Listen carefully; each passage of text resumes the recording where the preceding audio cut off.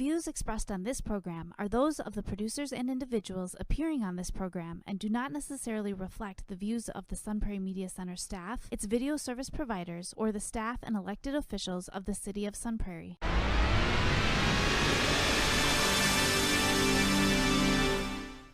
Hello and welcome to Real Reviews. My name is Jameson Rabbit, and this week I'm so excited to have back on the show. It's my old partner here. It's Steve Sabatke. Welcome back. It's been a while. I know, I was about to say the same thing. I thought I got fired. Yeah, you got excommunicated for a I while. was looking for a pink slip. Well, I'm glad you're back. I'm happy to be back. I mean, we got It's an exciting show, yeah. The Oscars is coming up this weekend. We're going to be talking about the upcoming Oscars. That's why I wore the tie. Hey, look out. All right. Well, let's get into what we have first because there's so much to talk about. So let's waste no more time. Let's get into what we have on the marquee this week. And that is, of course, the big movie Dune Part 2 from director Denis Villeneuve. Denis Villeneuve and his incredible cast and crew return to tell the next chapter in the spanning Dune saga, picking up right after the events of Part 1. We feature Paul Atreides, Timothée Chalamet's character, along with his mother, Lady Jessica, played by Rebecca Ferguson, learning to survive amongst the Fremen, the desert people of Arrakis. And there's so much going on in this film. And that's part of the reason that people often said that this film was unfilmable. And I'm not going to attempt to really get into all the complexities and intricacies of this, but Paul, the surviving heir to the Atreides throne, is hiding amongst the sand dunes and is rumored to be the chosen one, the Lisan al-Gaib, a man who can bridge two worlds, who can ride the mighty sandworm and fight like the fiercest warrior and unite the planets. And over the course of nearly 3 hours, we watch the creation of a legend, a hero, a messiah perhaps, but not everyone believes in his prophecy, and there's also a subdued romance that buds in the sand and the spice between he and Zendaya's character. Lady Jessica takes on the new role of Reverend Mother of the Fremen, transforming into a powerful religious icon who is kind of unnerving at times, especially in moments when the religious zealotry begins to really build up as powerful men battle for dominance and a religious war is threatened to settle political beliefs. And you have the Emperor, who surprisingly played by Christopher Walken, coming out of retirement.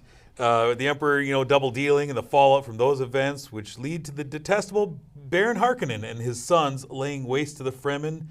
You have spice trades, chosen ones.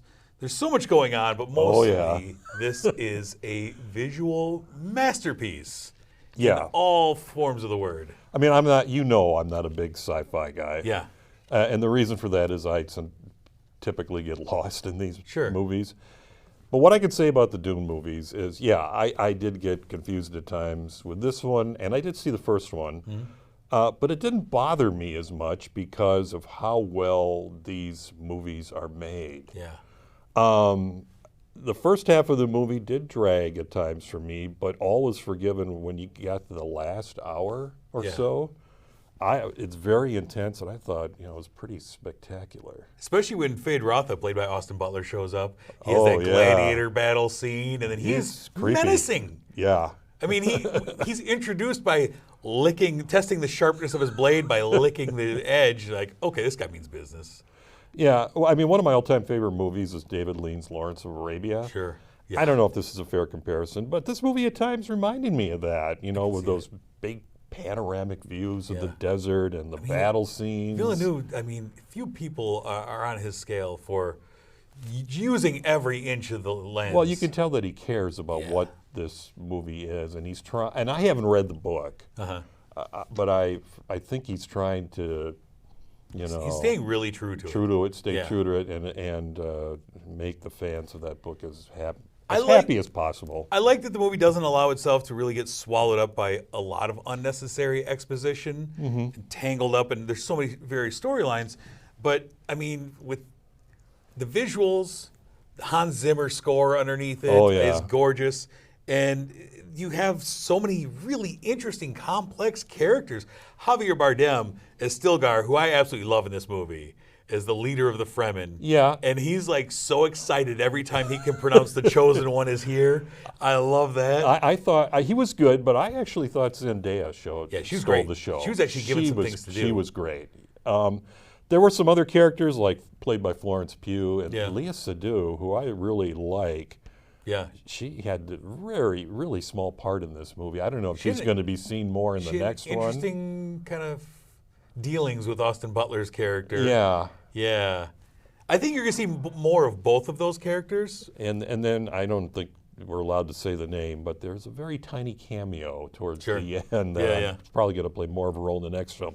Which I want to just say, there's this trend now that we're starting to see with multiple part movies. You've got Wicked with 2 parts coming out later this year, the Kevin Costner Western Horizon. Yeah. It's going to be in 4 parts. I'm not a fan of this trend. I'm really not. Yeah. I mean, when this movie ended, I was like, really? I wanted to see more, and even though it's close to 3 hours, and now I got to wait for part 3? When is Yeah. that coming out? Undetermined. Oh. So I'm hoping, because this too was supposed to have come out last year. So he shot a lot of this movie while he was making 1. I don't know if he did the same. I've heard he's still writing 3. So he hasn't even filmed it. No, I don't believe so. And that will be Messiah. And that will be the trilogy. That's the end of the trilogy. Will that be it? Villeneuve says Okay. he's done with that. Good. Part 1 was one of my favorite films of 2021. It was I absolutely good. love that. And I thought this movie, in my opinion, exceeded that. I thought it was better. Part yes. 1 was stuck with laboring of having to really build a lot of the world, and this one was able to kind of play in that world a little more. And I think this has the makings of one of the legendary trilogies. I mean, when I walked out of this movie, I said, "This is Empire Strikes Back. Like, this is really interesting stuff here." Yeah. And I think this can be one of those great trilogies. This is everything that I want in a movie. Things that I enjoy, like things that I enjoyed as a child, mixed with my adult tastes, all coming together, peanut butter and chocolate style. The only part, that character I thought was a little bit on the cheesy side, was Christopher Walken as the Emperor. Yeah. And maybe that's just because he's such an iconic figure that, I kept thinking of that Super Bowl commercial where everybody that he meets tries to mimic him. Yeah. He's such a known face, and he's a personality to this point. What did you end up giving Dune Part 2? Surprisingly, I gave it 4 stars. Nice. Looks great, sounds great. There's a few hiccups, but, I was really entertained, even though I wasn't quite sure what was going on. A little spun around a couple of times, Yeah, but still. That's great. Yeah, I gave the first one 5 stars. I said this one I thought was better, so I give this one 5 stars as well. Nice. Absolutely love this movie. All right, let's turn to our streaming spotlight. We have a film from Netflix. What do we have? Well, we're going to keep it with the sci-fi genre, and this is Spaceman, directed by Johan Rank, and this is a movie that stars Adam Sandler as Czech astronaut Jacob Prochaska. He is 6 months into a solo space mission to investigate a mysterious purple cloud of dust and particles called the Chopra Cloud. And he struggles with loneliness. He misses his wife, Lenka, who's played by Carey Mulligan. She has recently stopped talking with him after he left her and their unborn daughter behind to go on the mission. Lenka sent Jacob a mission telling him that she's leaving him. Mission control led by Isabella Rossellini. She's blocking that message. She just doesn't want to make things worse for Jacob, who's out in space by himself. In the meantime, he's got to deal with the noisy toilet. He's doing commercials in space for the products that he uses on the mission. And one day, he meets a giant spider-like creature in the spaceship who tells Jacob that he wants to help him with his loneliness and understand more about himself and his failing marriage. Folks, if you're looking for a new version of Alien, don't look here. This spider, which Jacob names Hanush, is more psychologist than predator.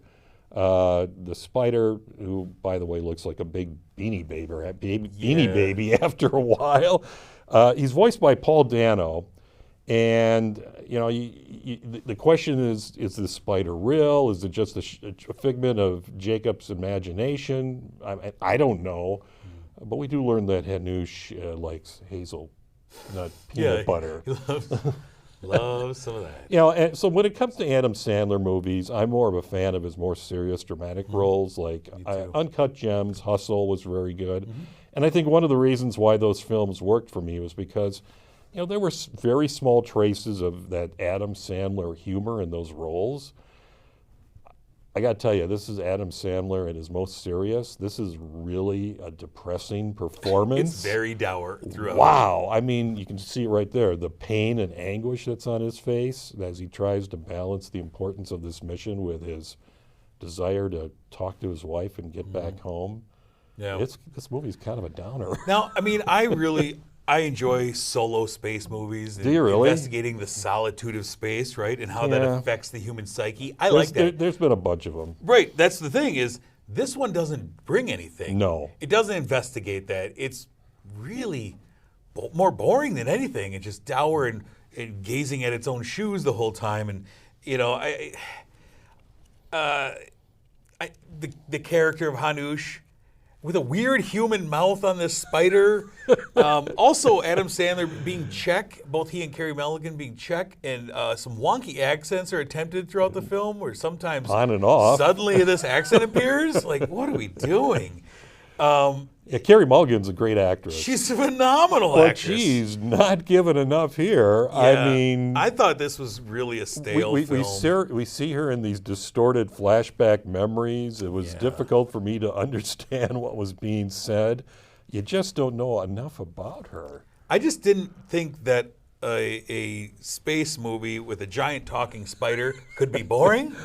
But here we were, you know, it's Spaceman Adam Sandler on the edge of the galaxy, and I was really struggling to stay engaged in this story. Now, I thought that towards the end, I started to really kind of get pulled into it.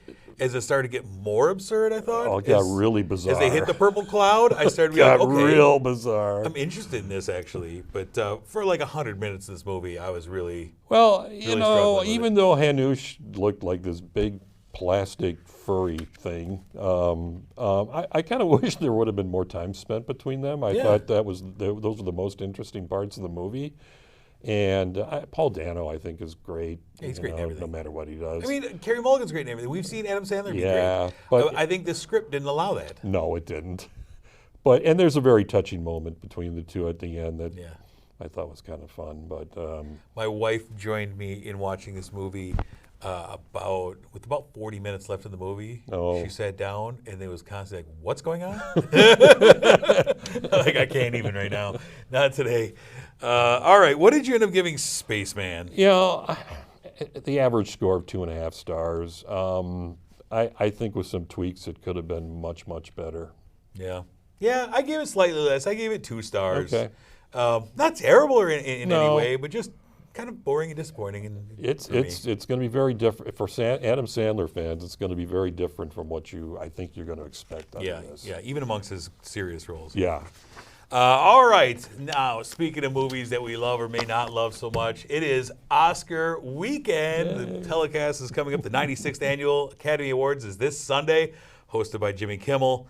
March 10th, and it's been a great year in movies, and I think they're very well represented this year in the Oscars. Yeah, I know there's been a couple of categories that there's been a lot of publicized backlash about. That's going to happen. But I think for the most part, the Academy did get it right. I do too. So we are going to run through a handful of categories, not all of them, but a handful of the main categories, and give out our awards and who we predict will actually receive the award. Sometimes those are the same thing. Sometimes they're very much not. And I'm going to get us started here. We're going to start with Best Supporting Actress, and I will read you the nominees. We have Emily Blunt for Oppenheimer. We have Danielle Brooks for The Color Purple, America Ferrara in Barbie, Jodie Foster in Nyad, and Divine Joy Randolph for The Holdovers. I ask you, sir, first. Who would you give your award to? This is an easy one. Yeah?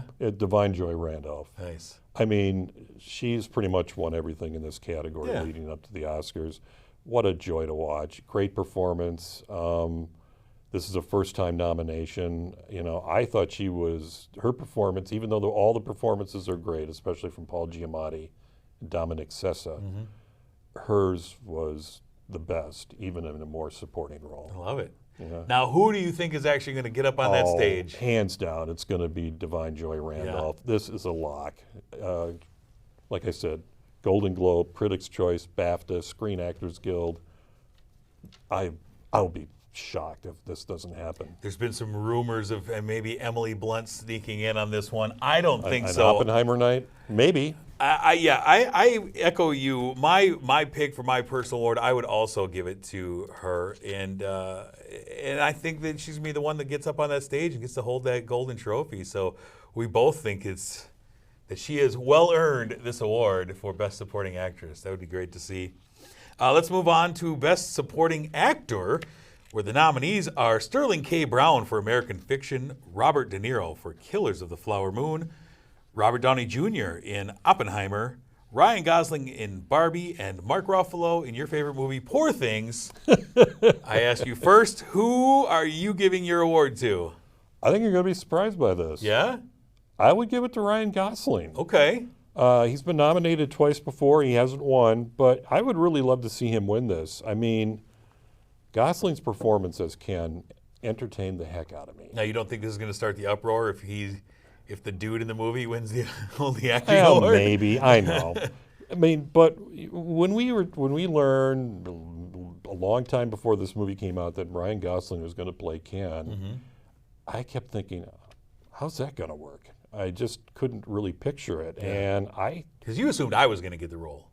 Well, I did. Yeah, I did. Yeah, so did everyone. But I mean, could anyone else have done as good of a job as he did? He's a great actor. Oh, he is. Yeah. I have a bromance with him. I know you do. I'm well aware. All right, when the night actually comes, Sunday night, who do you think is going to get the award? Robert Downey Jr. I think this is kind of the slam dunk. Yeah. I mean, he's won a Golden Globe, a BAFTA, a SAG Award. He's never won an Oscar before. He was nominated twice before. I feel like this is going to be kind of a Lifetime Achievement Award, too. It too. is. I think everyone loves him. Yeah, it's going to be him. And he did give a great performance in Oppenheimer. Yeah. So for me, I would give my award to, speaking of Lifetime Achievement, but man who doesn't need it, Robert De Niro. Oh. I thought he was phenomenal in Killers of the Flower Moon. He was.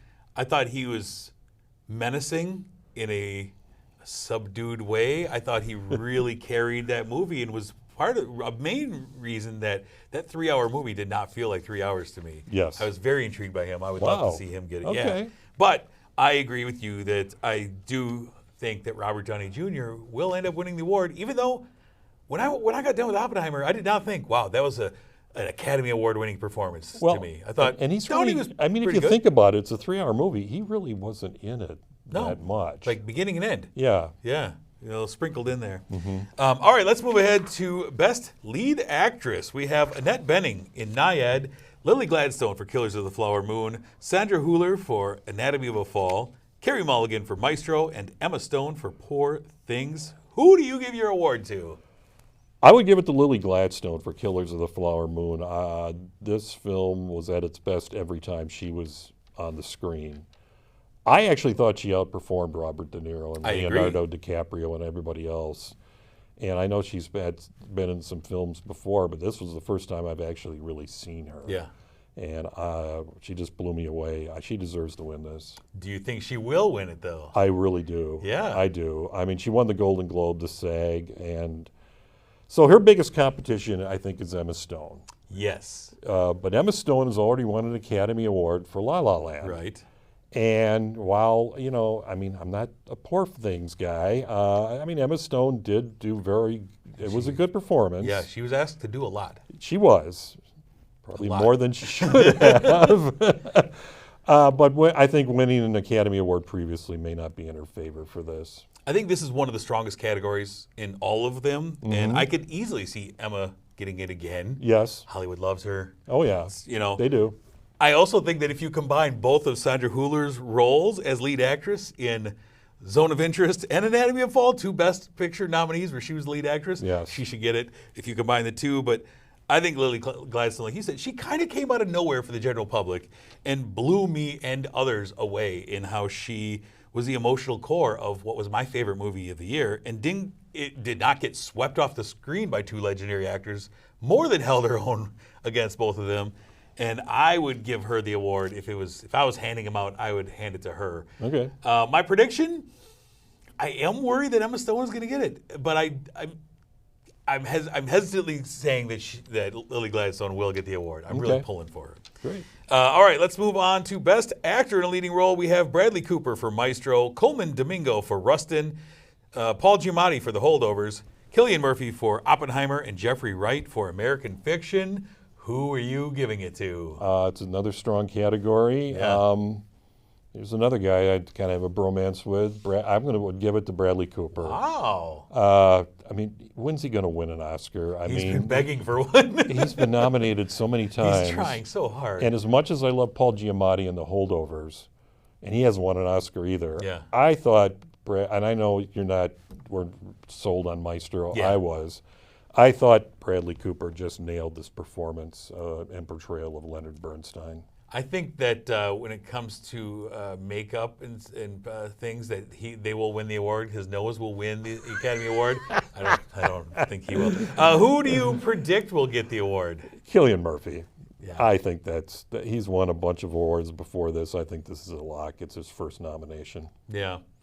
I think it's interesting that the two front runners in my mind are Giamatti and Murphy, both kind of character actors, kind of working man actors that have never really been the lead in a lot of things. And my pick, I would love to give it to Paul Giamatti. I love Paul Giamatti. Yeah. I'm rooting. I He's can so agree with easy that. to root for. Yes, he is. Man, I want him to win. And I thought he was great. I've watched that movie so many times since it came out around Thanksgiving. But my prediction is the same as yours. I think Cillian Murphy is going to walk away with the award for Oppenheimer. Great choices amongst them all. Let's go to our screenplay categories with adapted screenplay, where we have American Fiction, Barbie, Oppenheimer, Poor Things, and The Zone of Interest. Who do you give your award to? I think you're going to be surprised by this. I would give it to Barbie. Oh, yeah. Greta Gerwig, Noah Baumbach. Yeah. I know there's been some backlash for having Barbie in this category, No, and not I at don't all. quite understand it either. But I think let's recognize Greta Gerwig and also Noah Baumbach for what their accomplishment with this movie. Yeah, absolutely. I don't know any other capable hands that could have taken this movie about Barbie and made it as interesting and as high quality as it was, and not just some dumb kid's toy movie. Do you think that Barbie will actually get the award? No. Who I do you think it's going to predict? go to Cord Jefferson for American Fiction. Yeah. But if it's an Oppenheimer night, you could see it win in this category as well. Yeah, I agree with that. I went off the board with who I would give the award to. I mean, I had to go with what I thought was the best movie of the year last year. I think Killers of the Flower Moon. I love that movie. Okay. I love the screenplay for that movie. Not nominated, though, so probably not going to get it. So the pick will not be the prediction. I predict, and I went back and forth. I originally had Oppenheimer in here, and then at the 11th hour changed my mind and went with American Fiction. Okay. But yeah, it's really a toss-up. It is. This is a tough one. Yeah, very, very tough. Original screenplay. Let's see what we have for our nominees for original screenplay. We have Anatomy of a Fall, The Holdovers, Maestro, May December, and Past Lives. Who do you want to give your award to? I would give it to Celine Song for Past Lives. Oh. It's just such a beautiful and touching movie, and I think what helps to achieve that is the dialogue. And so I think she should get it. All right.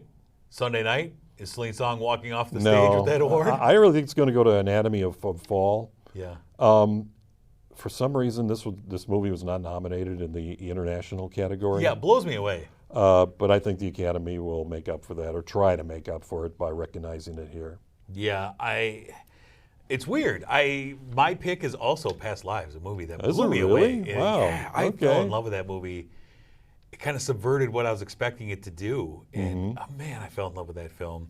But I agree. I think Anatomy of a Fall will get it. And we've seen that in the past where screenplay, when Jordan Peele's Get Out won screenplay, even though it didn't win Best Picture. The Academy likes to do that, to make sure everyone gets a little something. Yeah, well, we didn't get it. We're not going to give it to him here, but let's do it Give me a here. little something. So, all right, let's move on to Best Director, where our nominees are Justine Triet for Anatomy of a Fall, Martin Scorsese for Killers of the Flower Moon, Christopher Nolan for Oppenheimer, Yorgos Lanthimos for Poor Things, and Jonathan Glazer for The Zone of Interest. Who are you giving your award to? Christopher Nolan, Oppenheimer, but I want to recognize Jonathan Glazer. I don't think he's going to win this, but I saw The Zone of Interest a few weeks ago. Yeah. And I think it's going to win international feature. Oh, I think it's a lock. Yeah. And that movie is still sticking with me, and I'm still thinking about it. Not because I want to, because of the subject matter, because of the impact that it had on me. And a lot of the credit for that has to go to Jonathan Glazer as director and for what he did with that story. Yeah, it's great.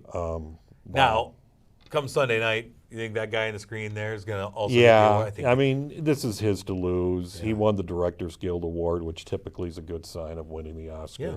He's also won other, like BAFTA, Golden Globe, and the Critics' Choice.